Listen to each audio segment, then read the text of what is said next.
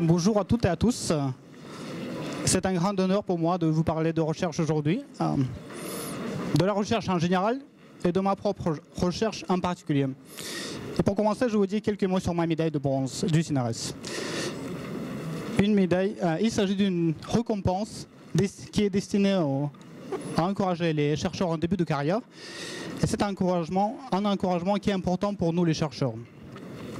Mis à part l'encouragement, il y a d'autres bonus de cette médaille. Par exemple, maintenant, avec mes enfants, je peux participer au jeu de celui qui gagne le plus de médailles.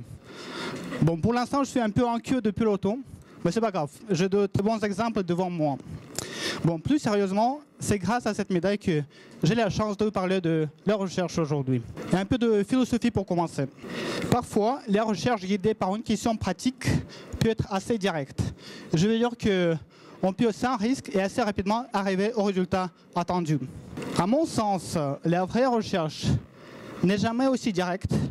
Elle ressemble plutôt à une marche aléatoire, une marche au hasard.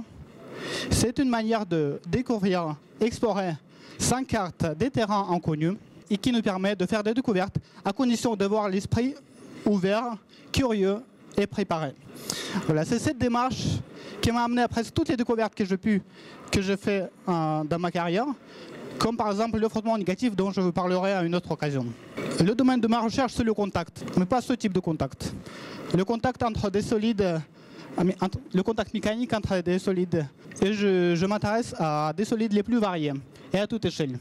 Ainsi, avec des collègues de sciences de la Terre, nous étudions les séismes glaciaires qui résultent du contact entre le glacier et un iceberg instable qui se retourne juste après son détachement. Mais le projet phare de ma recherche, c'est le contact micromécanique, dont je vais vous parler maintenant. Toutes les surfaces naturelles et artificielles sont rugueuses. Et j'étudie le contact entre les solides en prenant en compte cette rugosité, qui souvent possède un caractère fractal, comme cet incroyable chou romanesque. La conséquence, c'est quand on met en contact les deux surfaces rugueuses, ils ne vont se toucher qu'en quelques endroits. Et à l'intérieur de l'aire apparente du contact, on distingue donc les points de contact réel qui forment l'aire réelle du contact, qui en général ne dépasse pas quelques pourcents de l'aire apparente. Pourquoi c'est important? C'est parce que l'aire réelle du contact détermine presque toutes les physiques des interfaces, le frottement, l'usure, l'adhésion, résistance électrique, conductivité thermique et l'étanchéité. Pour illustrer mon propos, je vous montre un calcul d'un écoulement de fluide qui passe entre deux surfaces rugueuses mises en contact. L'aire de contact est en noir. Elle est d'autant plus grande que la pression de contact est forte. Entre autres, j'essaie de comprendre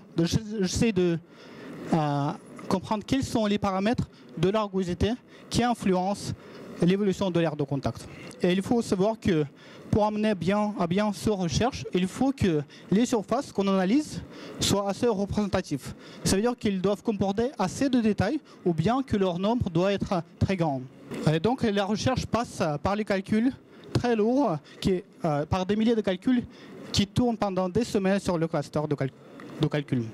Mais après l'analyse des résultats, j'ai trouvé que les résultats n'étaient pas vraiment concluants à cause d'une petite imprécision de l'ordre de 1% seulement qui est liée à l'exercitation indispensable du problème continu. Mais après quelques temps, j'ai trouvé une jolie astuce qui est vraiment magique et je l'explique. Prenons un carré et coupons-le en deux par une droite aléatoire. On fait ça une fois, 10 fois, des milliers de fois et je peux vous prédire précisément qu'en moyenne, l'aire du petit morceau par rapport à l'aire du carré sera ce joli nombre que voici, qui vaut à peu près 0,15. Ici, dans nos calculs précédents, on prive toutes les mailles périphériques de ces 15% d'aire de contact. Et le résultat devient ultra précis. Et grâce à cette précision, nous avons pu découvrir des liens insoupçonnés auparavant entre la rugosité et l'aire réelle du contact. Pour ne pas rester sans preuve, voilà ce qu'on a trouvé exactement. Bon, je ne vais pas entrer en détail. Et pour conclure, pour moi, la recherche, c'est un métier important que j'exerce avec beaucoup de passion et dans lequel l'esprit ouvert et chemin en direct sont des ingrédients importants de réussite. Je vous remercie de votre attention et je vous souhaite une excellente journée de la recherche.